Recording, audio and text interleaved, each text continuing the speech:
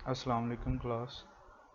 Week 8 के first lecture में हमने एरेज़ के बारे में डिस्कस किया, जिसमें हमने देखा कि एरेज़ होते क्या हैं, उनके एडवांटेजेस, और इसके अलावा हमने वन डायमेंशनल अरे को डिस्कस किया था, जिसमें वन डायमेंशनल अरे थी, उसकी डिक्लेरेशन देखी कि किस तरह से उसे डिक्लेयर करवाया जा सकता है। इसके अलावा उसका सिंटैक्स देखा कि उसका सिंटैक्स क्या है, कौन सा रूल है उसे लिखने का, किस मेथड से उसे लिखते हैं, कि उसके जो भी रूल्स हैं वो हमने डिस्कस किए थे कि ये इसका सिंटैक्स है, इस तरीके से इसे लिखा जा सकता है वन डायमेंशनल अरे को। इसके अलावा हमने अरे इनिशियलाइजेशन देखी कि किस तरह से अरे के एलिमेंट्स जो हैं वो इनिशियलाइज करवाए जा सकते हैं। और उसके अलावा जो है हमने एक्सेसिंग देखी उसकी, अरे के एलिमेंट्स की, कि इंडिविजुअली हम जो अरे का रो है या कॉलम है उसको इंडेक्स वाइज किस तरह से जो है एक्सेस करके उसमें एलिमेंट जो है एंटर करवा सकते हैं। इसके अलावा हमने वन डायमेंशनल अरे की ही एग्जांपल्स देखी। देखा हमने कि किस तरह से वन डायमेंशनल अरे में इनपुट करवाई जा सकती है, आउटपुट करवाई जा सकती है। और मज़ीद हमने ये भी डिस्कस किया कि अगर हम वन बाय वन अरे के जितने भी एलिमेंट्स हैं उन्हें इनपुट करवाएंगे, वो काफ़ी टाइम कंज्यूमिंग होगा उनकी इनपुट और आउटपुट करवाना।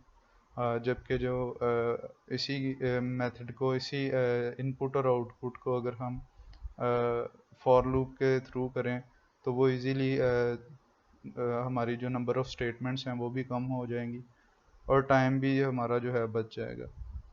तो ये चीज़ें हमने लास्ट लेक्चर में डिस्कस की थी कि वन डायमेंशनल अरे और एरेज के बारे में। आज का जो हमारा लेक्चर है उसमें हम टू डायमेंशनल अरे डिस्कस करेंगे। इसमें भी हम देखेंगे कि उसका सिंटैक्स क्या है, टू डायमेंशनल अरे होती क्या है, और इसके अलावा उसकी भी डिक्लेरेशन, इनिशियलाइजेशन, उसका सिंटैक्स, और इसमें भी इनपुट आउटपुट किस तरह से करवाई जा सकती है, उसकी एक्सेसिंग ऑफ एलिमेंट्स इंडिविजुअली किस तरह से उसको उसके एलिमेंट्स की एक्सेसिंग होगी। इसके अलावा एक आध एग्जांपल हम करेंगे, उसकी देखेंगे कि किस तरह से वो काम करता है, उसकी वर्किंग क्या है, किस तरह से डाटा जो है वो इंडेक्सेस उसके होते हैं और किस तरह से वो डाटा को स्टोर करता है टू डायमेंशनल अरे। तो ये सब चीज़ें हम आज के लेक्चर में डिस्कस करेंगे। तो स्टार्ट करते हैं जी। सबसे पहले है मेरे पास टू डायमेंशनल अरे। टू डायमेंशनल अरे can be considered as a table that consists of rows and columns। कि ये एक टेबल ही इसे कंसीडर किया जाता है, इसमें रोज़ और कॉलम्स होती हैं। जो हमने प्रीवियस वन डायमेंशनल डिस्कस की थी उसमें या तो एक रो होती थी या एक कॉलम होता था, लेकिन इसमें दोनों ही होंगे। जैसे कि हम टेबल बनाते हैं, टेबल की शेप होगी हमारा जो मेमोरी ब्लॉक्स बनेंगे। Each element in 2D array, 2D means two dimensional array, is referred with the help of two indexes. तो इसके जितने भी एलिमेंट्स हैं उसे इन दो इंडेक्सेस से हम रेफर करेंगे। ये दो इंडेक्सेस कौन से होंगे? एक रो का इंडेक्स और एक कॉलम का index. One index is used to indicate the row and the second index indicates the column of the element. तो एक उसका जो इंडेक्स होगा वो उसकी रो को इंडिकेट करेगा, और जो सेकंड इंडेक्स होगा वो उसके कॉलम को इंडिकेट करेगा, उसमें जो भी एलिमेंट होंगे उसके कॉलम के इंडेक्स को इंडिकेट करेंगे। तो नेक्स्ट हम इसका जो है सिंटैक्स डिस्कस करेंगे कि किस तरह से इसे राइट किया जा सकता है, उसका रूल क्या है लिखने का। तो the syntax to declare a two dimensional array is, सबसे पहले मेरे पास डेटा टाइप आएगी। तो सबसे पहले जो है सिंटैक्स में मेरे पास डेटा टाइप आएगी, जिसमें हम बताएंगे कि किस टाइप का डाटा हम जो है टू डायमेंशनल अरे ले रहे हैं वो किस डाटा टाइप की है। इसी तरह से आइडेंटिफायर है कि जिसमें होगा हमारे पास जो टू डायमेंशनल अरे है उसका नेम। इसी तरह से नेक्स्ट मेरे पास आएगा आइडेंटिफायर के बाद, टू डायमेंशनल अरे के नेम के बाद जो फर्स्ट इंडेक्स होगा, जो फर्स्ट हम राइट करेंगे वो पहले तो ब्रेसेस आएंगी, स्टार्टिंग और एंडिंग ब्रैकेट्स आएंगी, और इसमें सबसे पहले जो इंडेक्स हम एंटर करेंगे वो रोज़ का होगा, और इसके बाद जो इंडेक्स एंटर करेंगे वो हमारे पास कॉलम्स का होगा। तो लास्ट पे हमारे पास सेमी कॉलन आ रहा है। तो सबसे पहले मेरे पास डाटा टाइप थी, it indicates the data type of the values to be stored in the array, कि जो भी डाटा टाइप जो है एरे, जिस भी डाटा टाइप की वैल्यूज़ हमने एरे में स्टोर करवानी है वो हम डाटा टाइप रख देंगे। उसमें इंटीजर है, फ्लोट है, डबल है, इस तरह से हम उसकी डाटा टाइप जो है वो मेंशन करेंगे। नेक्स्ट है जी मेरे पास identifier, it indicates the name of the array, कि जो भी हम कोई भी नाम हम रख सकते हैं टू डायमेंशनल एरे का, तो उसे हम आइडेंटिफायर कहेंगे, कि उसके नाम से उसकी आइडेंटिफिकेशन होगी, कि जो भी हम नाम रखेंगे उस नाम के साथ जो भी हम रोज़ एंड कॉलम्स लिखेंगे उसको एक्सेस किया जा सकता है, उसके इंडेक्सेस को। नेक्स्ट है मेरे पास rows, it indicates total number of rows in the array, जितनी भी हमने एरेज लेनी है, रोज़ लेनी है, तो उसे इंडिकेट करेगा जो यहाँ पे फर्स्ट इंडेक्स आ रहा है। इसमें जितने भी वैल्यूज़ रखेंगे, जो भी लेंथ रखेंगे, वो उसकी नंबर ऑफ़ रोज़ को शो करेगा कि हमारे पास इतनी नंबर ऑफ़ रोज़ आ रही हैं। It must be a literal constant और सिम्बॉलिक कॉन्स्टेंट, ये लिटरल कॉन्स्टेंट भी हो सकते हैं या फिर सिम्बॉलिक कॉन्स्टेंट। नेक्स्ट है मेरे पास columns, it indicates the total number of columns in the array. It must be a literal constant or symbolic constant. तो इसी तरह से जैसे रोज़ का था कि जो भी यहाँ पे मेंशन करेंगे हम नंबर, उतनी जो है हमारे पास रोज़ आ जाएंगी। इसी तरह से यहाँ पे कॉलम्स में जितने भी हम रोज़ यहाँ पे जो भी लेंथ रखेंगे उस लेंथ का हमारे पास कॉलम बन जाएंगे, उतने हमारे पास कॉलम्स आ जाएंगे। तो इस तरह से जो है टू डायमेंशनल मेरे पास टेबल क्रिएट करती है, जो कि मेमोरी की जो स्टोरेज होती है उसकी एक टेबल टाइप शेप बनती है जिसमें रोज़ और कॉलम्स होते हैं। तो ये था जी इसका सिंटैक्स टू डायमेंशनल अरे का। नेक्स्ट मेरे पास डिक्लेरेशन है, डिक्लेरेशन ऑफ एरे, उसकी example. In the following statement declares are 2D arrays with 4 rows and 3 columns. तो यहाँ पे जो लिखा नज़र आ रहा है, डिक्लेरेशन हुई है मेरे पास टू डायमेंशनल एरे की। इसमें देखा जा सकता है सबसे जो फर्स्ट मेरे पास लेंथ आ रही है वो 4 आ रही है, सेकंड जो नंबर आ रहा है वो 3 आ रहा है। तो फर्स्ट मेरे पास जैसे कि हमने देखा था इसके सिंटैक्स में रोज़ हैं यहाँ पे और सेकंड पे कॉलम्स हैं। तो इसी तरह से जो जो 4 है मेरे पास वो रोज़ को इंडिकेट कर रहा है, और जो सेकंड है मेरे पास 3 वो कॉलम्स को इंडिकेट कर रहा है। तो ये थी टू डायमेंशनल अरे की किस तरह से हम डिक्लेयर करवा सकते हैं, कि पहले उसकी डाटा टाइप आई, फिर आइडेंटिफायर आया, और फिर रोज़, और फिर कॉलम्स। इस तरह से हम इसे डिक्लेयर करवा सकते हैं। The statement declares a two dimensional अरे, द फर्स्ट इंडेक्स इंडिकेट्स अरे कंटेन्स 4 रोज़, के जो फर्स्ट इंडेक्स है इसमें उसका मतलब है कि यहाँ 4 रोज़ आ रही हैं इस टू डायमेंशनल अरे में। The index of first row is 0, कि जो फर्स्ट रो है उसका इंडेक्स 0 है मेरे पास। And the index of last row is 3। तो ये टोटल 4 है लेंथ, इसलिए 0 से हमारे पास इंडेक्सेस स्टार्ट होंगे।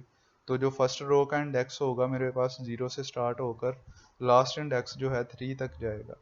रो का जो लास्ट इंडेक्स होगा वो मेरे पास 3 होगा। The second index indicates that each row in the array contains 3 columns. हमारे पास 4 रोज आएंगी, उस हर रो में जो है 3 कॉलम्स होंगे, जो सेकंड इंडेक्स ये शो करवा रहा है हमें। The index of first column is 0 and the index of last column is 2. यहाँ पे टोटल 3 है, तो इस तरह से स्टार्ट जो है मेरा 0 से होगा इंडेक्सेस का, 0 to 2 तक जाएंगे इंडेक्सेस। लास्ट जो है मेरे पास इंडेक्स वो 2 होगा, जो फर्स्ट है वो 0 होगा। The total number of elements can be determined by multiplying rows and columns. It means that the above array contains 12 elements. तो इसके अगर हमने total number of elements find out करने हों कि हमारे पास जो टू डायमेंशनल अरे है उसमें कितने एलिमेंट्स हम एंटर करवा सकते हैं, कितना डाटा जो है आ सकता है, तो उसके लिए हमें जो रोज़ हैं उसको मल्टीप्लाई करना पड़ेगा कॉलम्स के साथ। जो भी आंसर आएगा उतने नंबर ऑफ़ एलिमेंट्स जो हैं उस अरे में हम जो है प्लेस करवा सकते हैं। तो यहाँ पे जो है 4 है मेरे पास रोज़ और 3 कॉलम्स हैं, 4 मल्टीप्लाई बाय 3, तो ये 12 एलिमेंट्स आ जाएंगे मेरे पास इस टू डायमेंशनल एरे के लिए। नेक्स्ट है मेरे पास indexes of rows and columns. कि किस तरह से इसके इंडेक्स जो हैं वो बनते हैं रोज़ और कॉलम्स के। तो यही जो प्रीवियस मैंने एग्जांपल ली थी 4 एंड 3 की, उसी का यहाँ पे मेंशन किया है कि इस तरह से उसका जो है इंडेक्सेस का टेबल इस तरह से बनेगा, इस तरह से उसका मेमोरी ब्लॉक जो है कंप्यूटर मेमोरी में इस तरह से बनेगा, इस तरह से उसके इंडेक्सेस क्रिएट होंगे। तो इसे हम देखते हैं कि ये किस तरह से टेबल क्रिएट किया है। तो सबसे पहले तो मेरे पास 4 आ रहा था, मीन्स के 4 रोज़। तो ये 0 1 2 एंड 3 जो है ये रोज़ के इंडेक्सेस हैं। ये 4 रोज़ बन गई, ये 1 2 3 एंड 4। तो ये स्टार्ट जो है इंडेक्स मेरा 0 है रो का, और जो लास्ट इंडेक्स है मेरे पास 3 आ रहा है। इसी तरह से कॉलम्स हैं, यहाँ पे कॉलम्स मेरे पास 3 थे, तो उसका फर्स्ट इंडेक्स 0 से स्टार्ट होकर 2 पर जा रहा है। तो इस तरह से मेरे पास ये 3 कॉलम्स बन गए, 4 रोज़ आ गई और 3 कॉलम्स बन गए। ये जो ऊपर यहाँ पे जितने भी इंडेक्सेस हुए हैं ये कॉलम के इंडेक्सेस हैं, ये कॉलम्स को इंडिकेट कर रहे हैं, कॉलम्स के इंडेक्सेस को। तो इसका टेबल किस तरह से बनेगा, तो ये सबसे पहले जो है 0 0 आ रहा है, इट्स मीन्स कि ये मेरे पास 0 रो है और 0 कॉलम है, 0 रो का 0 कॉलम, यानी कि फर्स्ट इंडेक्स आ रहे हैं दोनों के, फर्स्ट इंडेक्सेस। इसी तरह से नेक्स्ट पर हम जाएं तो अभी भी यहाँ पे फर्स्ट ही रो है, लेकिन यहाँ पे सेकंड कॉलम आ रहा है, इस तरह से उसका इंडेक्स चेंज हो जाएगा 0 और 1। इसी तरह से नेक्स्ट में मेरे पास थर्ड कॉलम आ रहा है, लेकिन रो फर्स्ट ही है। तो फर्स्ट इंडेक्स मेरे पास 0 था रो का, इसलिए यहाँ पे 0, और लास्ट इंडेक्स जो है मेरे पास कॉलम्स का जो है 2 था, इसलिए यहाँ पर 2 आ रहा है। तो ये 3 की 3 मेरे पास जो है रो जो है कॉलम्स के इंडेक्सेस वो मैंने कंप्लीट कर दिए, कि फर्स्ट रो में जो 3 किस तरह से कॉलम्स आ रहे हैं, किस तरह से उनके इंडेक्सेस बन रहे हैं। नेक्स्ट मेरे पास आ रही है सेकंड रो, तो जिसका इंडेक्स 1 है, तो इसलिए यहाँ पे 1 आ गया, लेकिन जो कॉलम है मेरे पास फर्स्ट आ रहा है, इसलिए यहाँ पे 0 आ गया। तो फर्स्ट रो को इंडिकेट कर रहा है, सेकंड कॉलम को। नेक्स्ट जैसे ही हम जाएं तो यहाँ पे 1 1 लिखा नज़र आ रहा है, इट्स मीन्स के सेकंड रो है और सेकंड ही कॉलम। इसी तरह से नेक्स्ट बॉक्स में मेरे पास 1 और 2 नज़र आ रहा है, इट्स मीन्स के मेरे पास सेकंड रो है, लेकिन कॉलम जो है थर्ड आ रहा है। इस तरह से इसका जो है इंडेक्सेस कंप्लीट हुए सेकंड रो के। नेक्स्ट जो है मेरे पास 2 और 0, इट्स मीन्स के 3 जो है थर्ड रो आ रही है मेरे पास और फर्स्ट कॉलम। इसी तरह से third row second column, third row third column.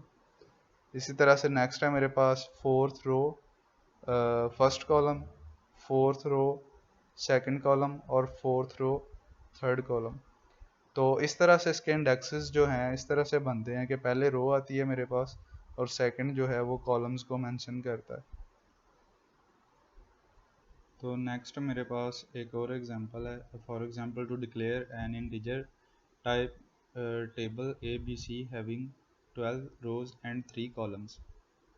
The declaration statement is written as int ABC 12 और 3। तो ये 12 जो है मेरे पास रोज़ और 3 इसमें कॉलम्स आ रहे हैं। जो हर जितनी भी रोज़ होंगी हमारे पास उसमें 3 कॉलम्स आएंगे।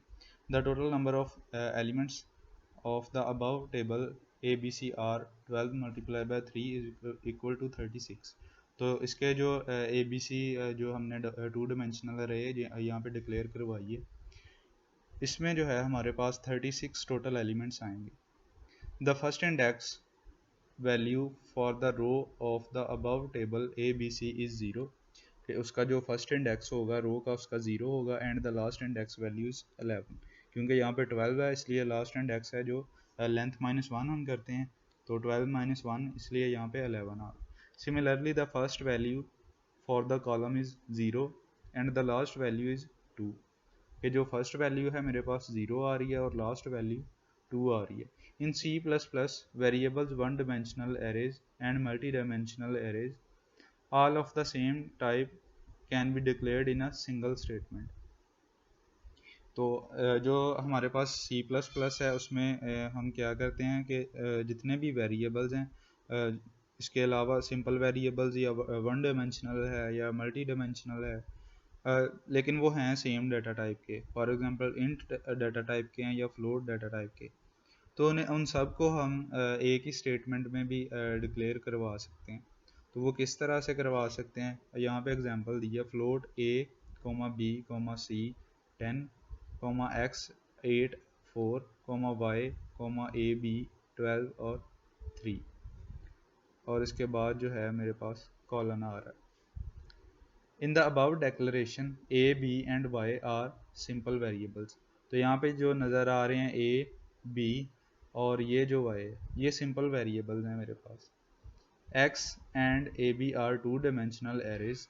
जो हमारे पास x आ रहा है ये देखें यहाँ पे 8 और 4 मीन्स के रोज़ एंड कॉलम्स यहाँ पे शो करवाई जा रही हैं, तो इट्स मीन्स के ये टू डायमेंशनल अरे है। इसी तरह से ए बी 12 और 3, तो ये भी टू डायमेंशनल अरे आ रही है इस स्टेटमेंट में। And C is a one dimensional array. तो यहाँ पे जो सी आ रहा है ये वाला सी, ये वन डायमेंशनल अरे को इंडिकेट कर रहा है। तो ये थी जी हमारे पास एग्जांपल कि किस तरह से हम मल्टीपल जो है वेरिएबल्स सेम डाटा टाइप के वो एक ही लाइन एक ही स्टेटमेंट में किस तरह से हम डिक्लेयर करवा सकते हैं। नेक्स्ट है जी accessing individual two dimensional arrays, कि किस तरह से जो इंडिविजुअल एलिमेंट्स हैं टू डायमेंशनल एरे के उनको किस तरह से एक्सेस किया जा सकता है। The array name and indexes of row and columns are used to access an individual elements of 2D array। तो इसके लिए हमें क्या चीज़ें चाहिए होंगी, सबसे पहले तो array का नाम पता होना चाहिए कि किस array को हम एक्सेस करना चाह रहे हैं। इसके अलावा जो है अगर इंडिविजुअली करना है तो हमें उसका रो का इंडेक्स भी पता होना चाहिए और कॉलम का इंडेक्स भी पता होना चाहिए। तो इन तीनों चीज़ों का हमें जो है इंफॉर्मेशन होनी चाहिए ताकि हम इनको जो है कर सकें access. For example the following statement will store 100 in the second column of first row in the array. तो इसमें जो है फर्स्ट रो है और सेकंड कॉलम में हमने 100 स्टोर करवाना है। एरे यहाँ पे अरे जो है नेम आ रहा है अरे का, टू डिमेंशनल अरे का, तो ये 0 रो और 1 आ रहा है कॉलम। इट्स मीन्स के फर्स्ट रो में और सेकंड कॉलम में 100 जो है वैल्यू हमने इनिशियलाइज करवा दी यहाँ पे। तो 100 वैल्यू होगी उस प्लेस पे, उस जो स्पेसिफिक यहाँ पे इंडेक्सेस मेंशन किए हैं। द इंडेक्स फॉर रो और column of 2D array can be given using variables. The following example will work similar to the line above। तो ये एक और इसका मेथड लिखा है कि एक और वे से भी हम इसे एक्सेस कर सकते हैं। मेरे ख्याल से तो ये जो ऊपर वाला मेथड है ये इजी है ज़्यादा। तो मज़ीद इस तरह से भी एक और इसका मेथड है आर, जो रो को इंडिकेट कर रहा है उसे हम 0 से यहाँ पे इनिशलाइज करवा रहे हैं, और सी जो है कॉलम को इंडिकेट कर रहा है उसे हम 1 से इनिशलाइज करवा रहे हैं। इसी तरह से अरे जो है मेरे पास नेम है टू डिमेंशनल अरे का, यहाँ पे इंडेक्स लिखने की बजाय हमने पहले ही उसको मेंशन कर दिया था कि ये रो है और ये कॉलम, इसलिए यहाँ पे जो है उसका नेम लिख रहा हूँ आर और सी इक्वल टू 100। तो इस तरह से भी जो है हम इसके एलिमेंट्स को एक्सेस कर सकते हैं। नेक्स्ट है जी हमारे पास entering data in two dimensional array.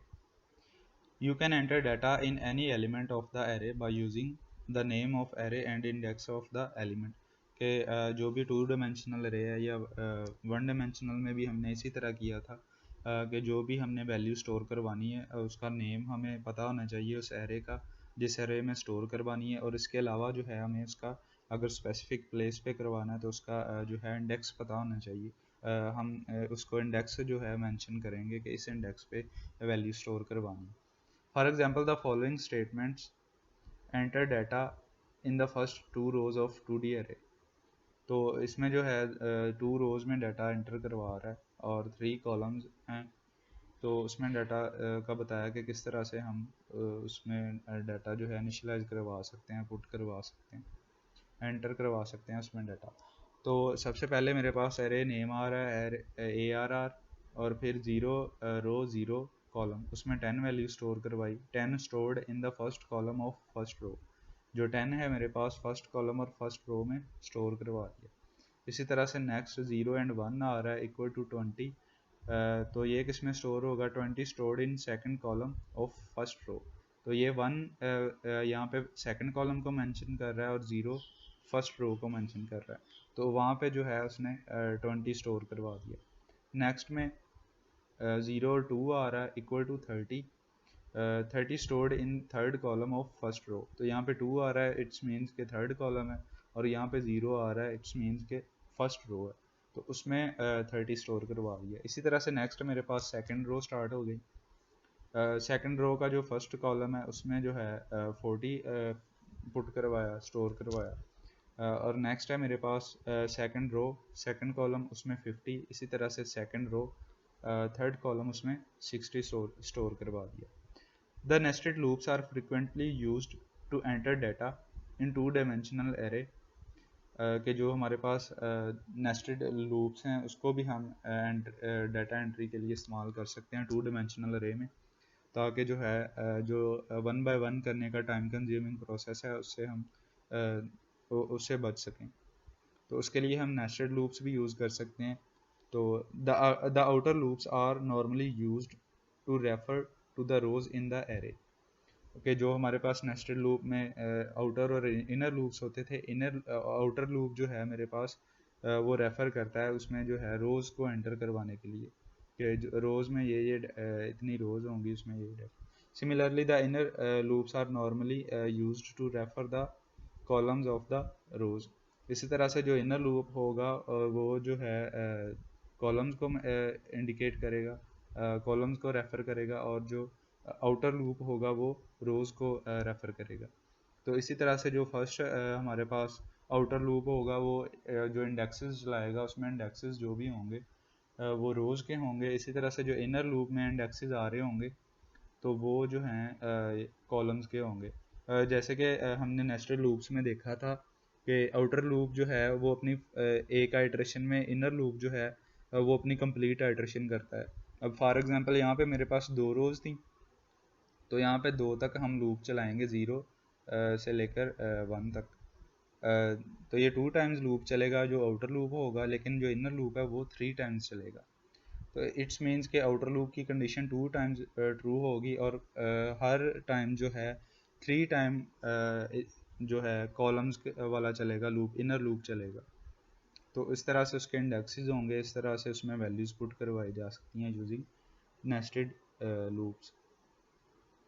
Next है जी एक एग्जांपल जिसमें सबसे पहले जो है इंट टाइप की 2 डायमेंशनल रे जो है डिक्लेयर करवाई है, जिसमें 2 रोज़ हैं और 4 कॉलम्स हैं, और 2 वेरिएबल्स लिए हैं आई और जे। इसे हम नेस्टेड फॉर लूप के थ्रू जो है डाटा एंटर करवाएंगे और उसी को आउटपुट करवाएंगे यूजिंग नेस्टेड फॉर लूप। तो नेस्टेड फॉर लूप के लिए जो है यहाँ पे आई और जे लिए हैं। आई जो है हमने आउटर लूप के लिए लिया है और जे जो है इनर लूप के लिए लिया है। तो यहाँ पे हम सबसे पहले तो number of elements find out करेंगे। तो 2 को मल्टीप्लाई करेंगे 4 से तो ये 8 आ जाएगा। तो इट्स मीन्स के 8 टाइम्स जो है हमने डाटा एंटर करवाना होगा। तो सबसे पहले जो है मेरे पास आउटर लूप आ रहा है जिसकी कंडीशन जो है 0 से स्टार्ट होती है और लेस दैन 2 तक रहती है। लेस दैन 2 मीन्स के 1 तक रहेगी। जैसे 2 होगा हमारे पास तो कंडीशन फॉल्स कर जाएगी, क्योंकि यहाँ पे इक्वल का साइन नहीं है। तो नेक्स्ट यहाँ पे इंक्रीमेंट एक्सप्रेशन आ रही है। उससे नेक्स्ट आउटर फॉर लूप की बॉडी में एक और लूप लगा है जिसे हम इनर लूप कहते हैं। उसमें जो है जे को इनिशियलाइज करवाया 0 से, जे लेस दैन 4 और जे प्लस प्लस। अब जे जो है यहाँ पे इनर लूप जो है 3 टाइम्स अपनी आइट्रेशंस करवाएगा, रिपीटिशन करवाएगा। तो जैसे ही वैल्यू 4 होगी ये कंडीशन फॉल्स कर जाएगी और जो है ये आउट ऑफ द बॉडी चला जाएगा। तो नेक्स्ट मेरे पास जो है आउटर और इनर के बाद एक और आउटर लूप यहाँ पे लगाया है फॉर आई इक्वल टू 0। यहाँ पे आई आना था आई लेस दैन 2 और आई प्लस प्लस। तो नेक्स्ट जो है मेरे पास फॉर इनर लूप लगा है जे इक्वल टू 0। उसी तरह से जैसे यहाँ पे लूप लगाए थे वही लूप लगे हैं, लेकिन यहाँ पे जो है मेरे पास सी आउट करवाया था एंटर एन इंटीजर, यहाँ पे एज इट इज़ लिखा आ जाएगा, और सी इन करवाया था रे आई और जे। तो इनके इंडेक्सेस जिस तरह चेंज होंगे, जो जो आइट्रेशन चल रही होगी उसी तरह से आई और जे जो है इंडेक्सेस को मेंशन करेंगे और इनपुट करवाते जाएंगे। इसी तरह से नेक्स्ट ये जो अगेन आउटर और इनर लूप आ रहा था, उसमें जस्ट सी आउट करवाया कि जो भी इन इंडेक्सेस पे वैल्यू स्टोर हुई है उसे डिस्प्ले करवा दिया जाए। और उससे नेक्स्ट जो है आउटर लूप की बॉडी में \n आ रहा है, इट्स मीन्स के न्यू लाइन क्रिएट करवाइए। तो इसकी हम वर्किंग देखते हैं किस तरह से ये एग्जांपल वर्क करेगी। सबसे पहले जो है यहाँ पे i equal to 0 condition check होगी, 0 less than equal to 2 condition true है तो नेक्स्ट इनर लूप पे आएगा j equal to 0, j less than 4, 0 less than 4 condition again true, तो यहाँ पे एंटर एन इंटीजर जो है वो आउटपुट आ जाएगी। ये जो है फर्स्ट स्टेटमेंट लिखी नज़र आएगी, एंटर एन इंटीजर। तो नेक्स्ट सीन करवाया i और j, अब यहाँ पे दोनों की वैल्यू 0 0 है i और j की।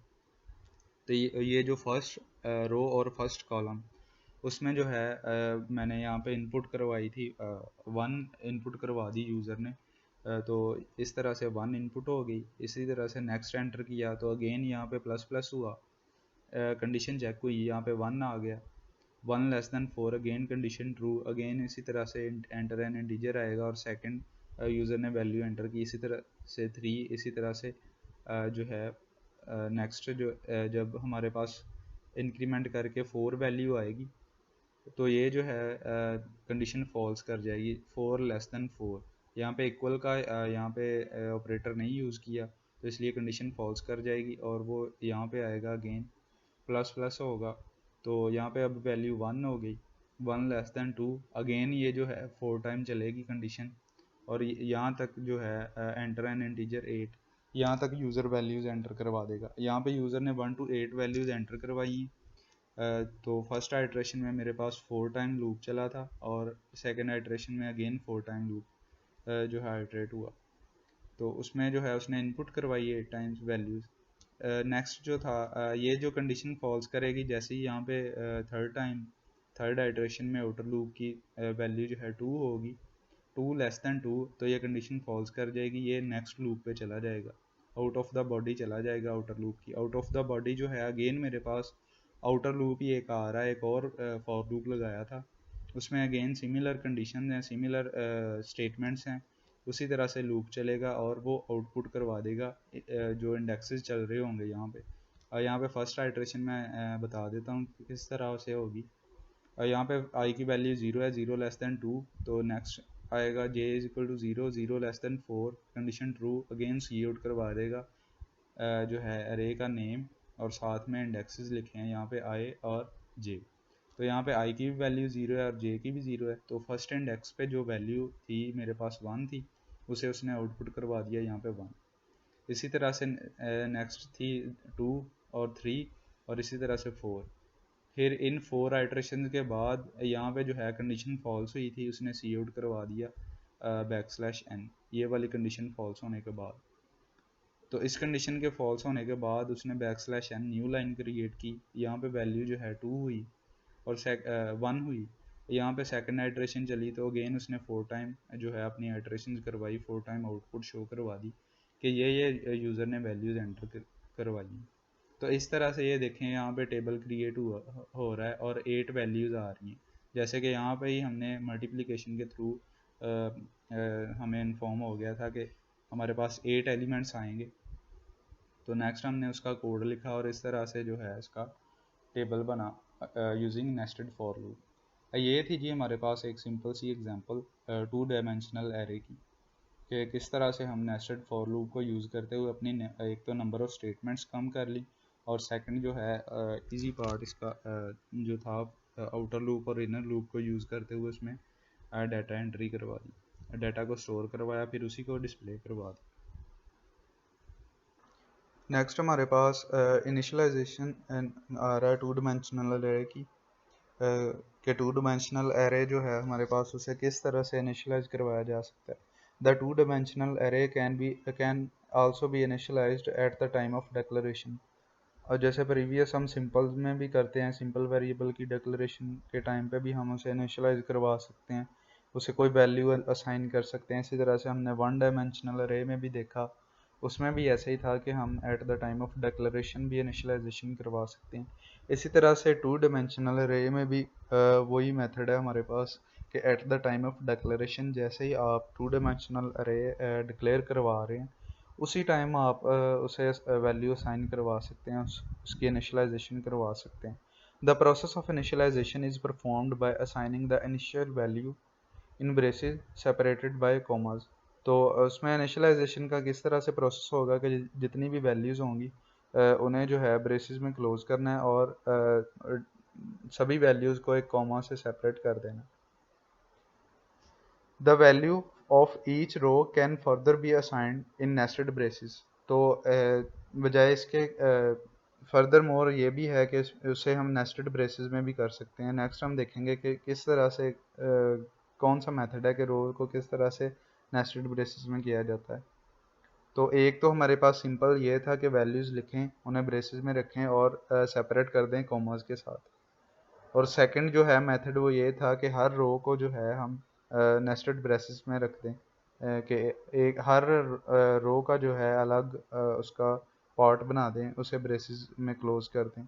इसी तरह से जो नेक्स्ट रो आएगी उसे भी ब्रेसेस में, और जितनी भी वैल्यूज़ होंगी उन्हें कॉमास के साथ सेपरेट कर दिया जाए। तो इसके कुछ इंपॉर्टेंट पॉइंट्स हैं मेरे पास टू डायमेंशनल अरे को इनिशलाइज करवाने के। some important point to initialize two dimensional array are as follows। तो फर्स्ट पॉइंट है मेरे पास the elements of each row are enclosed within braces and separated by commas। तो जितने भी हमारे पास एलिमेंट्स होंगे उन्हें सबसे पहले तो हमें ब्रेसेस लगानी है और उसमें रखनी है उसकी वैल्यूज़। टू डिमेंशनल अरे के जितने भी एलिमेंट्स हैं उनकी जो वैल्यूज़ हैं उस ब्रेसेस में आएंगी, और हर वैल्यू को हमने एक कॉमे के साथ कॉमा लगाकर उसे सेपरेट करना है। हमारे पास नेक्स्ट जो है पॉइंट आ रहा, all rows are enclosed within the braces. या फिर जितनी भी रोज, फॉर एग्जांपल 3 रोज आ रही हैं तो 3 ब्रेसेस लगेंगे, और 3 के 3 टाइम्स जितनी भी कॉलम्स होंगे या जितनी भी वैल्यूज़ उसमें एंटर होंगी उसे हम कॉमा के साथ सेपरेट कर देंगे। For number arrays, third point है हमारे पास, for number arrays if the value for elements are not specified, के अगर जो हम टू डिमेंशनल अरे यहाँ पे इनिशियलाइज करवाने जा रहे हैं उसकी अगर वैल्यू हम स्पेसिफाई नहीं करते, कोई वैल्यू भी नहीं देते, the unspecified elements are initialized by zero. तो जो अनस्पेसिफाइड एलिमेंट्स होंगे तो उनकी इनिशियलाइजेशन वो ऑटोमेटिकली वो ज़ीरो से कर देगा। जितनी भी वैल्यूज़ होंगी वो उसके पास ज़ीरो वैल्यू स्टोर होगी उनकी। तो ऐसे केस में हमें क्या करना चाहिए अगर हम नई कोई वैल्यू स्पेसिफाई कर रहे, in this case at least one value must be given. तो इस केस में हमारे पास एक वैल्यू हमें जो है ज़रूर इनिशलाइज करवानी चाहिए। तो एक हम इनिशलाइज करवा देंगे और बाकी जो है वो ऑटोमेटिकली उन्हें ज़ीरो असाइन कर देगा। तो ये थे इनिशलाइजेशन हमारे पास टू डायमेंशनल एरे की। नेक्स्ट हमारे पास एग्जांपल आ रही है कि किस तरह से इनिशलाइजेशन जो है हमने करवानी है। तो ये जो हमने फर्स्ट हमारे पास वही जो हमने सिंटैक्स डिस्कस किया, सबसे पहले डाटा टाइप आई है, फिर आइडेंटिफायर आया है, फिर रोज और फिर कॉलम्स आ रही हैं मेरे पास। तो इस तरह से हमने इसे डिक्लेरेशन इसकी देखी थी। अब at the time of declaration ही यहाँ पे इनिशियलाइजेशन करवा रही हैं। तो इसमें नंबर ऑफ़ रोज़ 3 आ रही हैं और नंबर ऑफ़ कॉलम्स 4 आ रही हैं। तो हर रो को जो है ब्रेसेस से क्लोज कर दिया है। यहाँ पे फर्स्ट रो है तो उसे ब्रेसेस में रख दिया है, नेक्स्ट रो को भी ब्रेसेस, और थर्ड रो में भी ब्रेसेस लगा दी। तो इन ब्रेसेस से पहले यहाँ पे स्टार्ट और एंडिंग एक और ब्रेसेस ऐड किया, और एंड पे जो है सेमी कॉलन आया। तो इस तरह से होगा हमारे पास। तो ये 3 रोज़ आ रही हैं, यहाँ पे 4 कॉलम्स आ रहे हैं। इसी तरह से यहाँ पे फर्स्ट रो में 4 कॉलम्स होंगे, तो ये फर्स्ट रो का डाटा आ रहा है मेरे पास, जिसमें है 12, 5, 22 और 84, 4 कॉलम्स, और फर्स्ट रो में 4 कॉलम्स हैं, ये 4 कॉलम्स का डाटा आ गया। इसी तरह से जो सेकंड रो आ रही है उसमें भी 4 कॉलम्स हैं। तो यहाँ पे 4 टाइम्स जो है डाटा एंटर करवाया और इसे सेपरेट कर दिया कॉमा के साथ, फिर कॉमा लगाया। कॉमे के बाद हमारे पास थर्ड रो आ रही है, तो 77 कॉमा यहाँ पे आएगा 6 कॉमा 53 कॉमा 62। तो इस तरह से 3 की 3 रोज़ जो हैं उनका जो है हमने देखा कि किस तरह से उसका सिंटैक्स है उसे लिखने का। ये दो मेथड है यहाँ पे। ये फर्स्ट मेथड हमने देख लिया, जो एक मेथड था उसमें उनमें से, कि हम हर रो को जो है सेपरेट कर सकते हैं यूजिंग जो है ब्रेसिस, ताकि हमें पता हो कि फर्स्ट रो में हमने ये वैल्यू एंटर करवाई थी। The above example declares an array of integers with 3 rows and 4 columns, के जो यहाँ पे 2 डिमेंशनल अरे जो है हमने इनिशलाइज करवाई, उसमें 3 रोज हैं और 4 कॉलम्स है। The first inner braces contains the value for row 0। जो फर्स्ट मेरे पास इनर रो आ रही है, इनर ब्रेसिस आ रही हैं, वो जो है मेरे पास रो 0 को मेंशन कर रहे हैं, जो 0 इंडेक्स होगा उसे मेंशन कर रहे हैं। इसी तरह से नेक्स्ट जो है मेरे पास द सेकंड इनर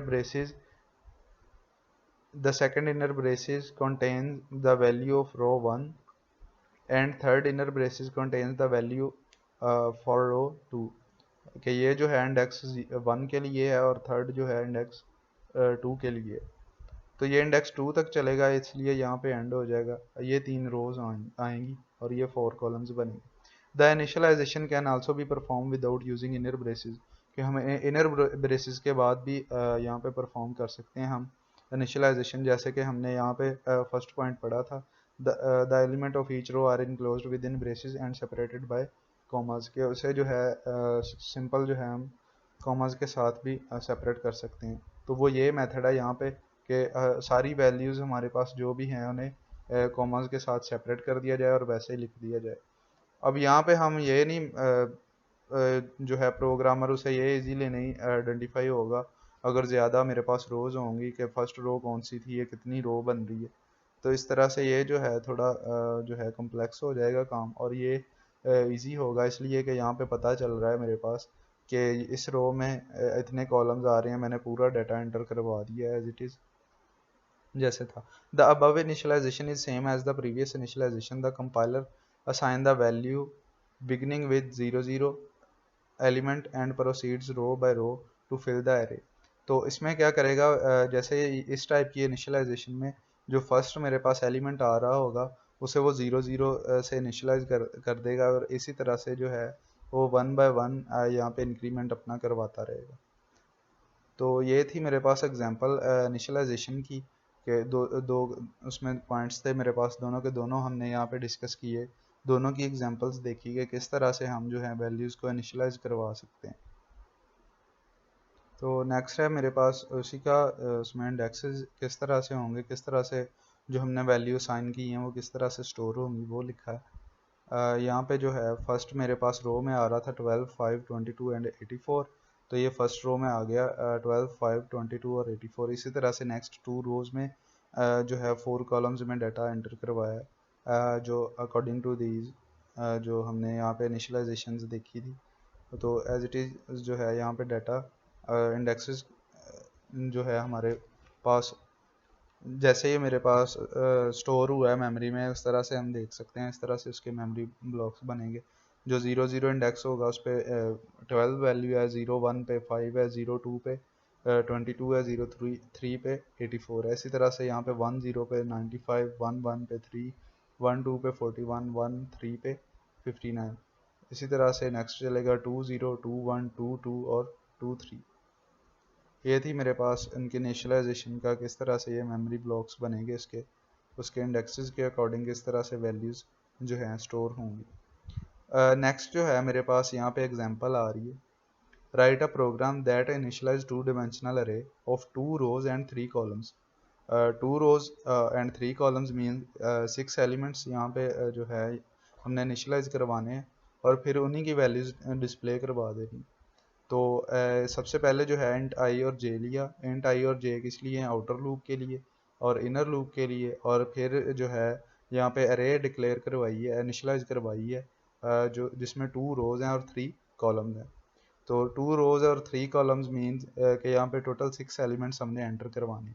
तो ये 6 वैल्यूज़ यहाँ पे हमने एंटर करवाई, 15, 21, 9, 84, 33 एंड 72। इसके बाद जो है यहाँ पे सेमीकोलन आया और फिर जो है यहाँ पे वैल्यू आउटर लूप आ गया, outer for loop, I equal to 0, I less than 2, I plus plus. I less than 2 means के जब तक जो है आई की वैल्यू 1 रहेगी तब तक ये कंडीशन ट्रू रहेगी। तो नेक्स्ट है हमारे पास इनर लूप आ रहा है J equal to 0, J less than 3, J plus plus. ये लूप जो है 2 तक चलेगा। जैसे ही वैल्यू 3 होगी कंडीशन फॉल्स कर जाएगी। तो नेक्स्ट मेरे पास सी आउट आ रहा है, जिसमें जो है ये मैंने सी आउट में यहाँ पे जो कॉलम यहाँ पे कॉमाज आ रहे हैं, उसमें एज इट इज़ प्रिंट करवाने के लिए ARR, और फिर यहाँ पे ब्रैकेट आ रही है, फिर अगेन यहाँ तक जो है एज इट इज़ प्रिंट करवा देगा ये ARR और ये वाली ब्रैकेट। और नेक्स्ट मेरे पास विदाउट यहाँ पे मैंने जो है उसे कॉमास के लिखा है, तो इट्स मीन्स के जो भी आई में वैल्यू होगी वो डिस्प्ले करवा देगा, आई की वैल्यू डिस्प्ले करवाएगा, क्योंकि यहाँ पे कॉमा नहीं है। इसी तरह से नेक्स्ट अगेन यहाँ पे 2 कॉमे आ रहे हैं, और स्टार्टिंग ब्रेसिस एंडिंग ब्रैकेट और स्टार्टिंग ब्रैकेट आ रही है। इसी तरह से यहाँ पे एंड हो जाता है ये। नेक्स्ट जे की वैल्यू, जे में जो भी वैल्यू होगी वो आएगी। Next again as it is print करवाना है ब्रैकेट और इक्वल का साइन। और फिर जो है मेरे पास जो भी वैल्यू अरे के आई और जे जो भी इंडेक्स चल रहे होंगे उनमें जो भी वैल्यू स्टोर होगी वो आ जाएगी। फिर एक टैब की स्पेस है, और हमारे पास इनर लूप की जो बॉडी के बाहर है, जब कंडीशन फॉल्स करेगी आउटर लूप की बॉडी में जो स्टेटमेंट आ रही है वो है \n के न्यू लाइन क्रिएट करे। तो ये काम कैसे करेगा, ये वैल्यू हमने इनिशलाइज करवा दी 2 3 जो अरे थी ARR उसमें। फिर जो है लूप मेरे पास आया i इक्वल टू 0 और 0 लेस देन 2 कंडीशन ट्रू हुई। नेक्स्ट आया j equal to 0, J less than 3 condition true. फिर आएगा मेरे पास ये ARR और ये वाला यहाँ तक प्रिंट हो गया 0 से पहले तक, इसमें प्रिंट हो गया। अब आई में वैल्यू 0 थी, ये वाला 0 आ गया। फिर अगेन यहाँ पे एज इट इज़ प्रिंट करवाए ये दोनों ब्रैकेट्स, ये दोनों ब्रैकेट्स यहाँ पे आ गई, एज इट इज़ प्रिंट हो गई।